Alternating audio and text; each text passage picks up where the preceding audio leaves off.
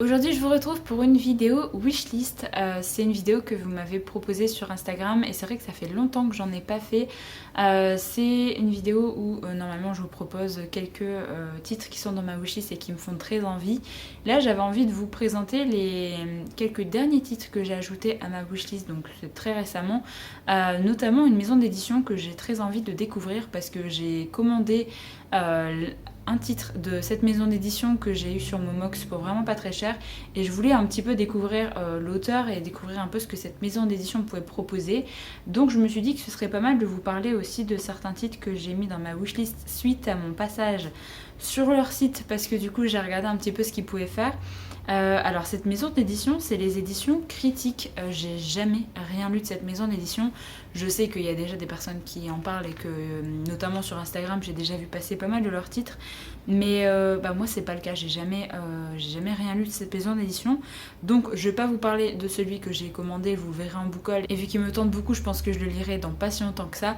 Donc là je vais vous présenter les autres titres que j'ai mis dans ma wishlist.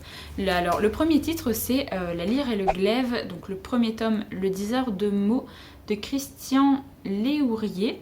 Je sais pas s'ils éditent que des auteurs francophones ou français.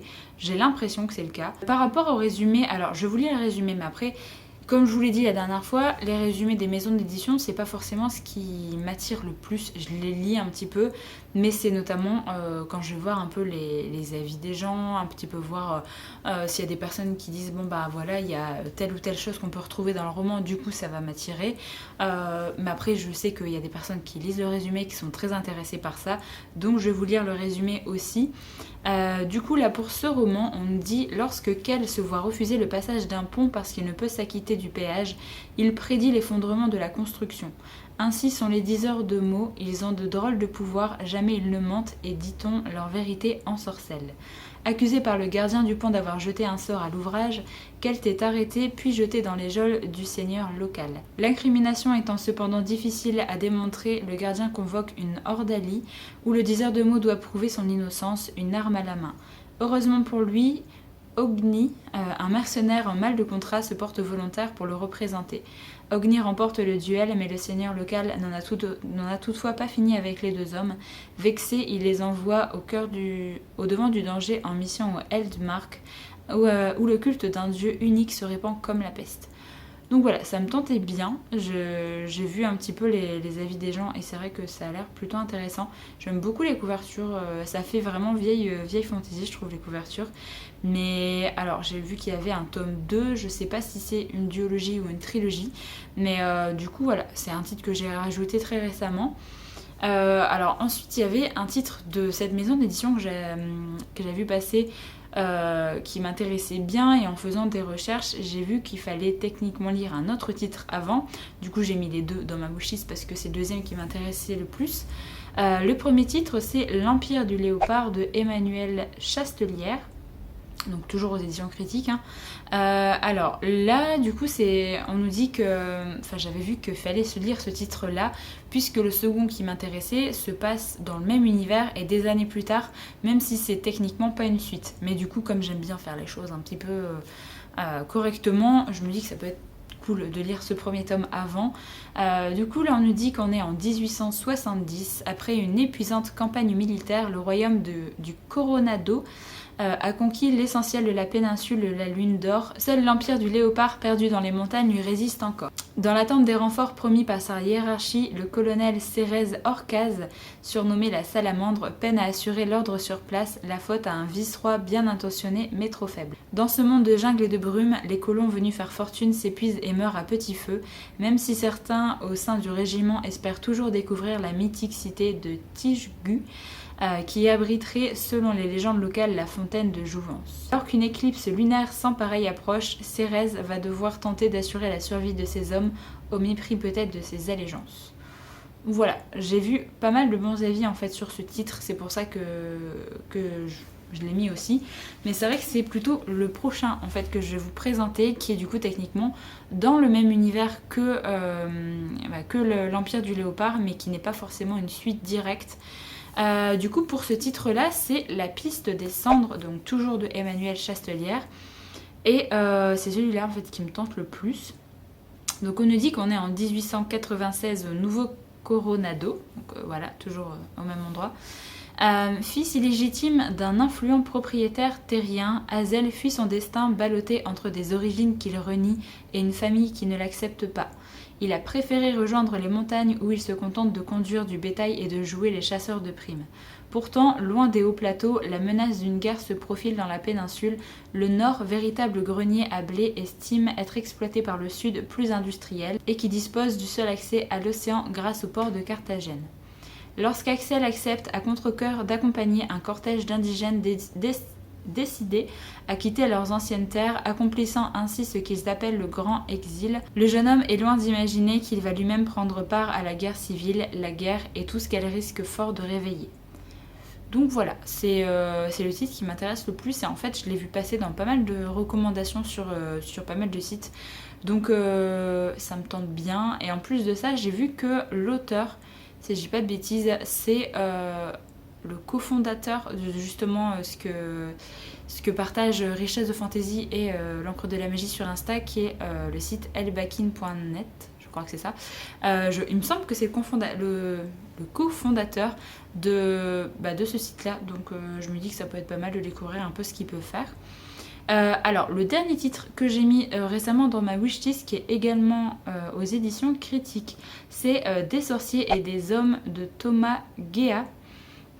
Alors, c'est un titre, j'ai vraiment l'impression que c'est un petit peu du même genre que Wild, où on va avoir un gros côté humoristique, enfin un gros côté, pas forcément vraiment de la fantaisie humoristique pure et dure, mais où on va avoir un côté un petit peu humoristique qui va être hyper important.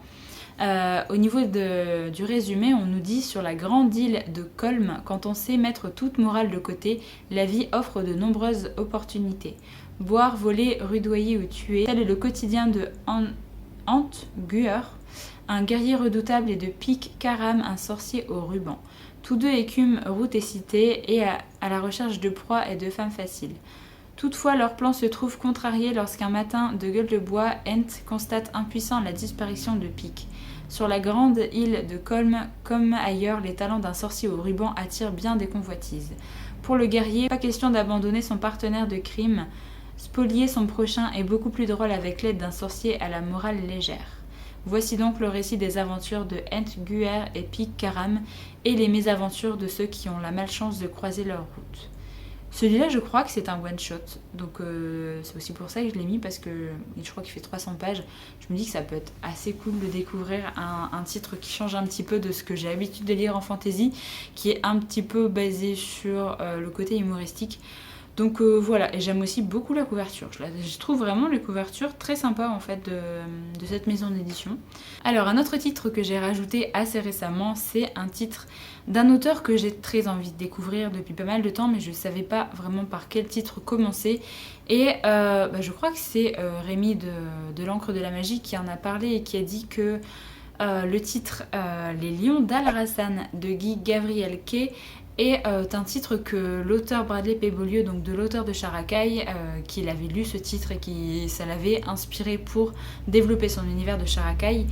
Donc forcément, comme j'adore Sharakai, je me suis dit que ça pouvait être très sympa de découvrir ce titre en particulier, même s'il y a d'autres titres de l'auteur qui m'intéressent comme Tigan, il y a les tapisseries de je sais plus trop quoi aussi que j'ai mis dans ma wishlist. Donc voilà, mais c'est vrai que c'est celui-là qui me tente le plus et normalement, si tout se fait normalement cette année, je devrais lire ce titre en lecture commune avec Pepper Palace et l'Olifance cet été. Donc on devrait lire ça à 3 parce que c'est un livre qui nous intéresse toutes les 3. Donc je pense que voilà, j'attendrai cet été. En plus, ça a l'air d'être de la fantaisie plutôt orientale. On nous parle le sable du désert, donc forcément on a plus envie de lire ça cet été. Donc au niveau du résumé, on nous dit l'empire d'Al-Rassan a fait de ses conquérants Asharites, venu des sables du désert, un peuple d'artistes et de savants. L'assassinat du dernier calife a entraîné son éclatement en cité-état rivale.